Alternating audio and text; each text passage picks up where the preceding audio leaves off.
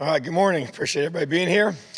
Just a little update just in regard to been on our bye week. Had a really good time out recruiting with our staff and going across the country and really doing a lot of good work of seeing players and evaluating them and being in schools and watching games really kind of for the first time as a collective group. So that was awesome, and a chance to really benefit from getting some guys healthier during the bye week and some good practice work in as well, and getting our guys a chance to get some mental break, physical break there at the end of the week, and get a little bit of time away and allow them to be able to come back. And had a really good practice yesterday. Thought the guys came back really focused and worked in the weight room and meetings, and then on the field in the stadium for a little over an hour. So I thought that was really productive. Really liked the mindset and the way our guys approached that. And we're excited about this week. Great opportunity for us, playing the number 10th ranked team in the country in Michigan State, being homecoming. Excited about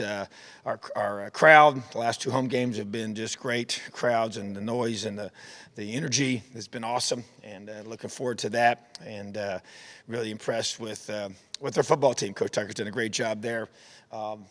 Building that. I know last year was a unique situation, coming in there and then having a full year to implement everything, and they're playing hard and undefeated at this point, and on both sides of football and special teams. So very physically sound and not turning the ball over on offense and creating takeaways on defense, and just physical and doing a lot of good things. So one of the best running backs in the country, number one in the Big Ten right now, and so a really impressive football team, and going to have to play our best. An update, physically, David Ellis had season-ending surgery on his ankle over the break, and so tried to rehab him, get him back, but that wasn't working the right way. So for his long-term prognosis, they went ahead and did that, and should have a full recovery and get him hopefully squared away for his future, because he's got a bright one. I truly believe that. So, but his struggle with some ankle injuries as he's been here. So, other than that, questions?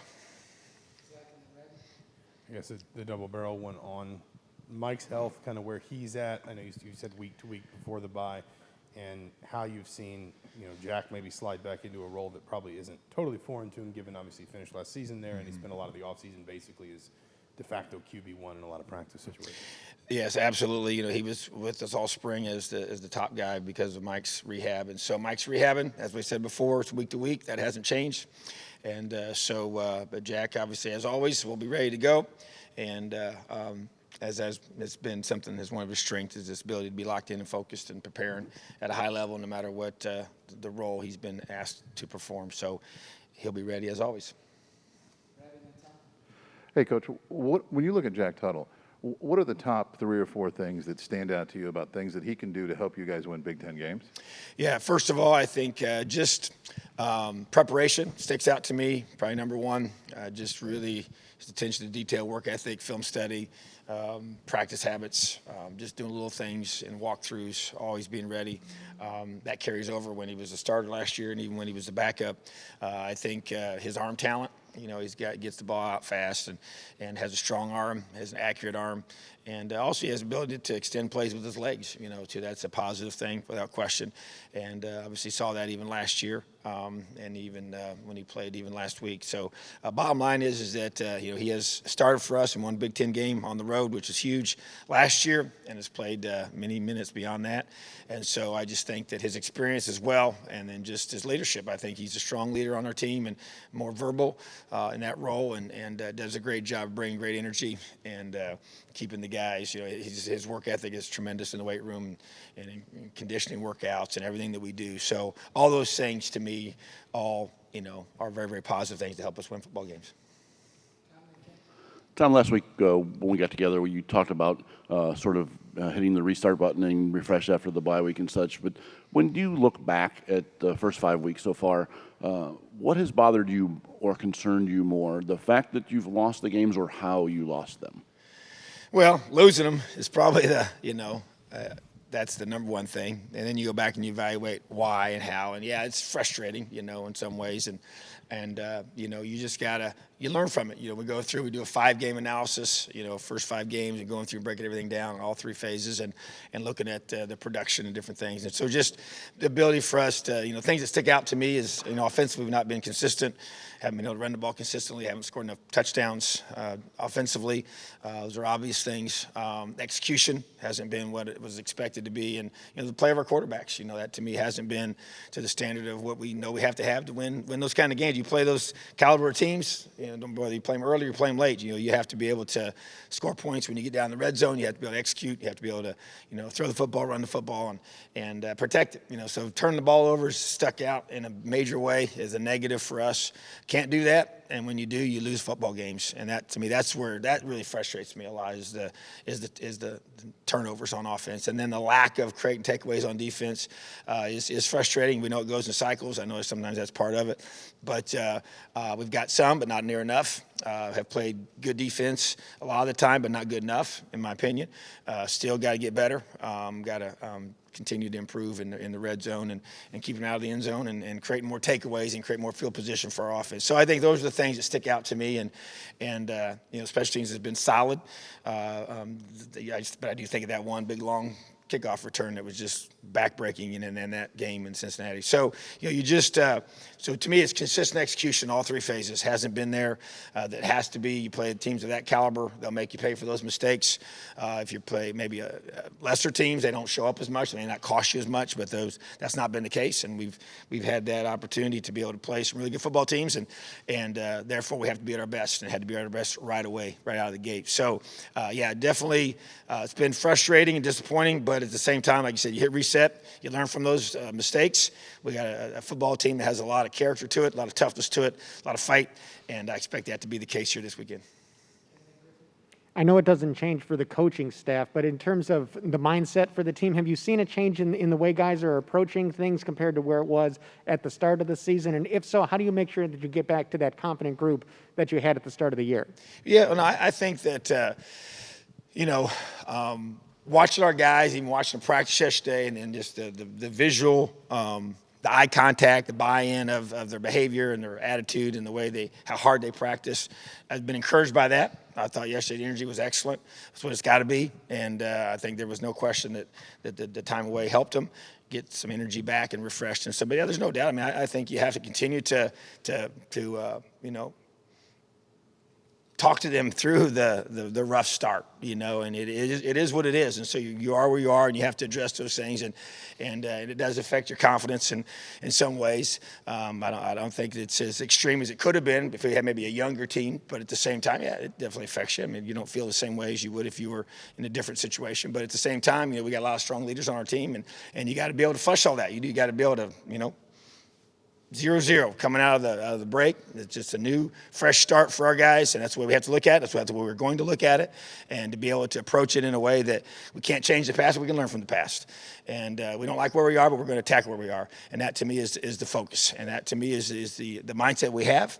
And like I said, we have a lot of strong leaders on this team, and they need to rise up, and I expect them to. And there's a toughness to this group, and there's a fight to this group that you have to be able to persevere through tough times. And right now, we're going through some disappointing tough times, and that's part of life. And if you can't respond to it and you can't handle it, then things won't change. But if you can, then you can create change for yourself on a daily basis, consistent basis. That's what I expect this team to do. I think so. Yeah, I think it was great timing, and I don't ever get to control that. Don't pick those. They pick us, and so. But it did for this set of circumstances. Was a good timing for us to be able to get away a little bit, get healthier, and be able to reset. Coach, I guess just over the past 2 weeks, what meetings have been had between you and your offensive staff, and kind of what have you guys discussed about maybe changing that we're going to see in the second half of the season compared to what we've seen during the first 5 weeks here?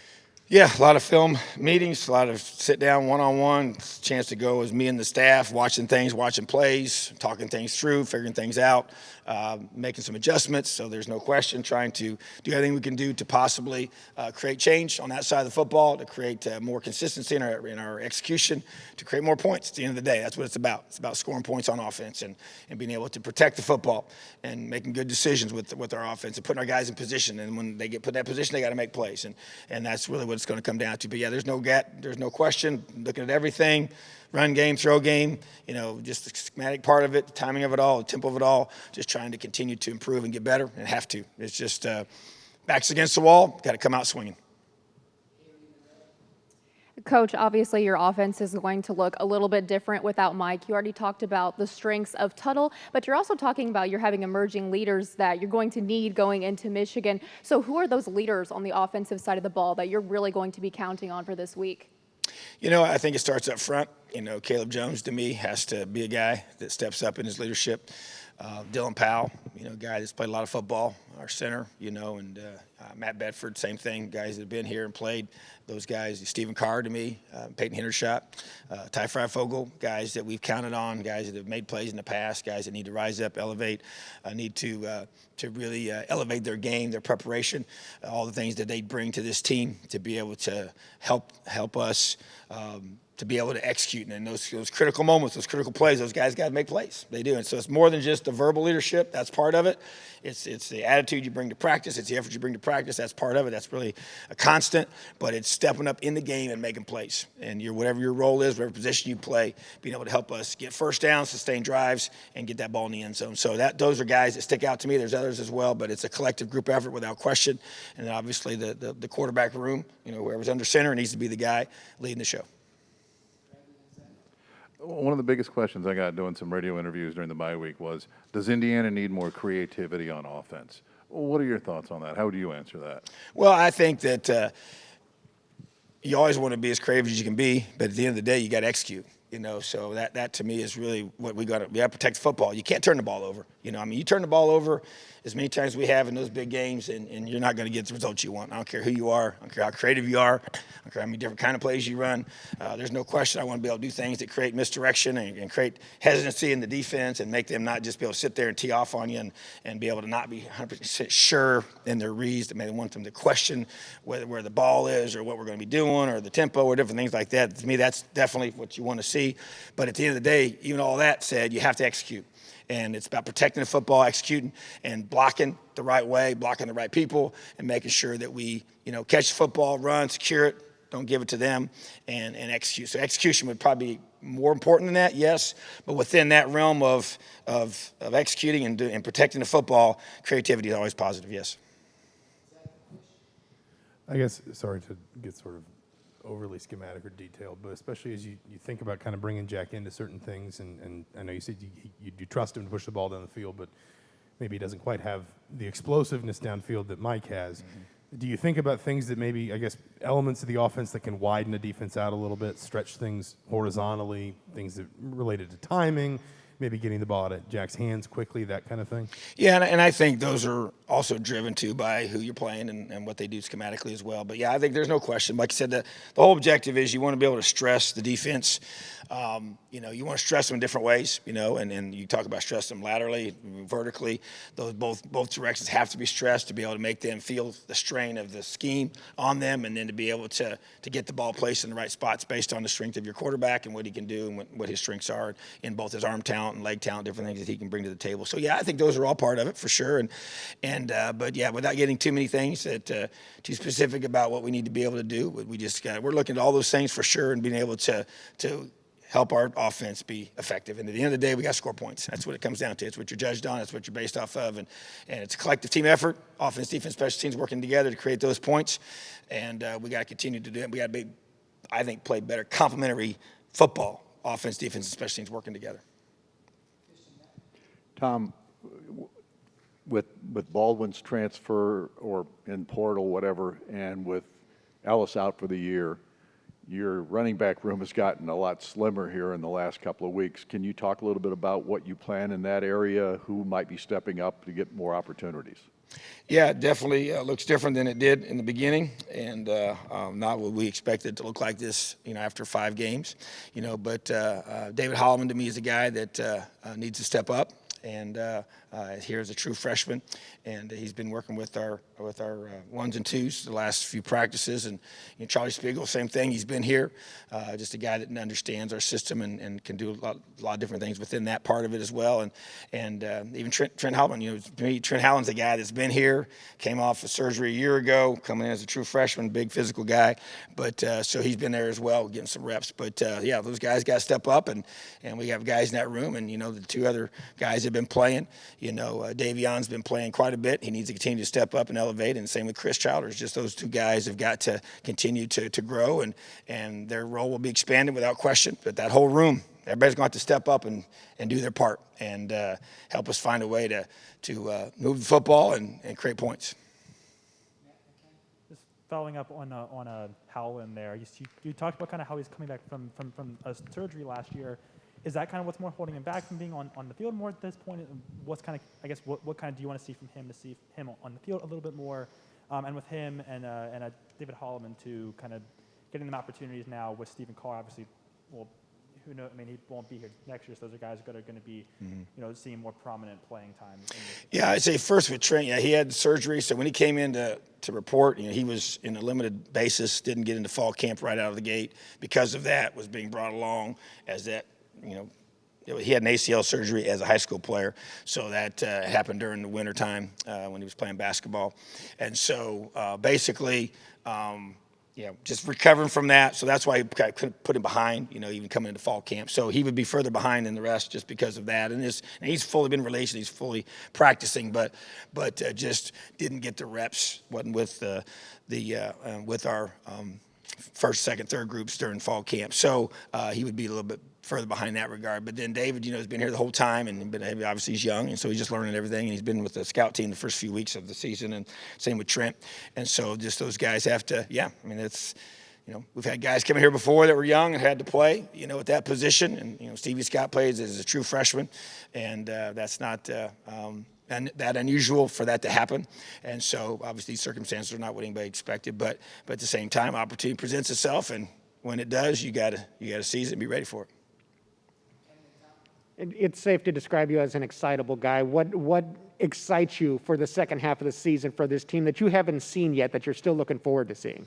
Well, I just play our best football. We haven't played our best football. We haven't played together. We haven't played all 3 phases working together, and that's been a challenge for our guys. When you ask them as a group, they're like, they know we haven't, and they know we can, and they expect us to. And so to me, that excites me because we have a great opportunities ahead of us, a great, very challenging schedule, an awesome schedule to be able to play against the best in the country, and each and every week, and guys to be able to step up. That's why they came here. And to me, that's what excites me, because it's a great opportunity for this football team to get better, to face adversity in the eye, to not back down from it, and to grow together, and to get stronger together, and to learn to fight together, and to learn to finish together, and play our best. So to me, the biggest thing is for us to be able to play our best football together. Complementary offense, defense, special teams, working together, creating opportunities for the other sides of the ball. And when those opportunities come, they seize them, we take advantage of it, and we continue to feed off of that and feed off each other. So that, to me, we haven't done that yet collectively as a whole group for a full game. We've done it in spurts, but we got to do it together. We got to do it for 4 quarters. 2 quick things, Tom. I know you don't like to talk about injuries and availability and such during a week, but in regards, just so we're clear, on this week, you're not going to talk about whether Michael is practicing or not, and you're not going to talk about whether he's available or not until noon on Saturday, correct? Correct. Okay. They'll find out at kickoff. Okay. And then secondly, on that, Michigan State's running game has been very, very good, and you've obviously handled them pretty well the last couple of years. But what in particular about their running game have you seen that really has you concerned? Number 9. I mean, he's really good. Great balance, great vision, makes guys miss. Patient, strong, tough, runs hard. He's, right now leading rusher in the Big Ten, on top of the country. He makes them different. They got similar scheme in some ways, but the guy carrying the ball makes a big difference. And they got other guys as well that carry the football, but he sticks out without question, and for all those reasons I just said, and he makes them really, really special. And they do a great. They're big up front. You know, they're strong up front. O-line's playing well. They play together. They have a good complementary system. They play action off of that. The quarterback's throwing the ball well. He's protecting the ball, taking shots down the field. Last week they got several really big explosive plays, especially in the first half, that were game-changing plays. And they got several really talented receivers that do a great job. So that to me, but the run game is what kind of makes it go, and it gives them their identity for sure. And they stick with that. They play with that, and they're going to, you know, be true to that for sure. So you got to gang tackle them, you know. But then the challenge with that is you gang tackle them, and they're going to, you know, they play action off of all that. So you got to be very disciplined with your eyes, and you read your keys and fit your gaps. You make a miss. You know, his first run of the whole season was a 75-yard touchdown run against Northwestern. First time he touched the football, and so just bounced the ball outside, and nobody caught him. So he's a special player, and we have a lot of respect for him. But hey, that's what you in this league. We got several really good running backs that we're going to be defending here in the next several weeks, and so he's the one of many. Coach, just to kind of follow up on that, can you just expand on that a little bit? What is it that makes Michigan State so good? Why do you think they are a top 10 team in the country right now with how they're playing? Well, first of all, you run the football, and they don't turn the ball over. They're creating takeaways on defense. Their defense bends a little bit. They give up some yards, but don't give up points. So when you don't give up points, you don't give up a lot of explosive plays. You're protecting on offense, you're running on offense, you're scoring points, you're averaging, you know, almost 40 points a game on offense, and not giving up a lot on defense, you know. So, and special teams are really solid. They've had 2, you know, returns for touchdowns, big ones, and, you know, really game-defining ones. You know, starting one game with a punt return for a touchdown really kind of allowed them to tie the game up against Nebraska to send it to overtime. And then they won the game in overtime. You know, so just playing good, solid, sound football, not beating themselves. You know, they don't have a lot of penalties, don't make a lot of mistakes, and that's big. That's really they're playing winning football. You know, when you talk about it, you talk about how you want to do it as a football team, but it starts up front for them. You know, running the football, stopping the run on defense, and like I said, the turnovers. You know, protected it on offense, create takeaways on defense. That to me really, because you even look at that Miami game, it was a really close fourth quarter. You know, 3-point game in the fourth quarter, and takeaways opened it up. They went down and scored both times off those 2 takeaways, and then it becomes a completely different finish than it really, because it was close the whole way up until you get to the fourth quarter. So, and that's what you want to be able to do to a football team. So they're doing a good job of playing complementary football and winning football, and therefore they're undefeated and ranked 10th in the country. Awesome. Have a great day. LEO.